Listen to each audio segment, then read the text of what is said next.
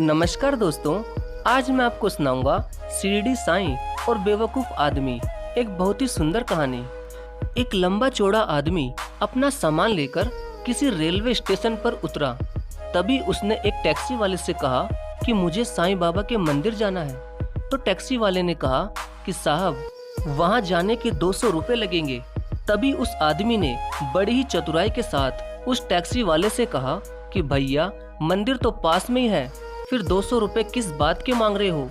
आप जैसे टैक्सी वाले तो हम जैसों को यहाँ मंदिर के नाम पर बस लूटते ही रहते हो। तभी टैक्सी वाले ने कहा कि साहब, मैं आपसे किराया ज्यादा नहीं मांग रहा। मंदिर यहाँ से वाकई में बहुत ही दूर है। ज्यादा पैसे कमाकर हम कहाँ जाएंगे? आखिर मुझे भी अंत में उस ईश्वर को जवाब देना ही पड़ेगा।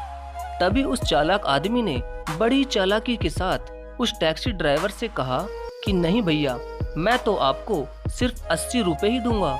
चलना हो तो चलो, वरना मैं तो शिरडी साईं मंदिर 15 मिनट में पैदल ही पहुंच जाऊंगा। तब उस ड्राइवर ने सोचा कि मंदिर तो यहाँ से बहुत ही दूर है और बेवजह ही ये आदमी बहुत ही परेशान हो जाएगा।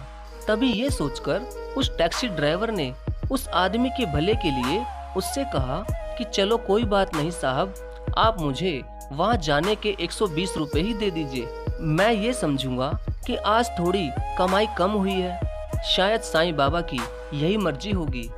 लेकिन वो लंबा चौड़ा बेवकूफ़ आदमी 120 रुपए में भी नहीं माना और वो अपना सामान उठाकर साईं मंदिर पैदल ही जाने लगा। और उस टैक्सी ड्राइवर के बहुत आवाज़ देने पर भी वो आदमी नहीं रुका।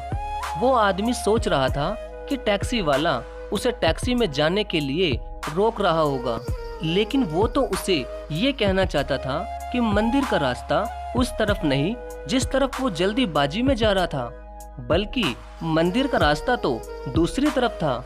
लेकिन वो आदमी तो बिना सुने ही साईं मंदिर से और भी दूर जाता रहा।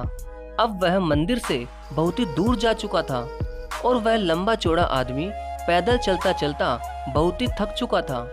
तभी उसने एक टैक्सी वाले को दोबारा रोका और उससे कहा कि भैया, साईं मंदिर के कितने रुपए लोगे? तो टैक्सी वाले ने कहा कि साहब, साईं बाबा मंदिर के यहाँ से पूरे 500 रुपए लगेंगे और ये आखिरी टैक्सी है। इसके बाद आपको टैक्सी कल ही मिल पाएगी। इतना सुनकर उस लंबे चौड़े आदमी ने उस टैक्सी वाले से बहुत ही गुस्सा होकर बोला कि भैया, स्टेशन से ही मंदिर जाने के तो 200 रुपए लग रहे थे, मगर मैं तो स्टेशन से बहुत दूर तक पैदल ही आ गया।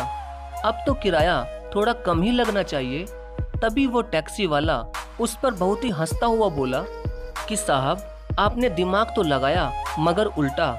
तो उस आदमी ने पूछा कि वो कैसे?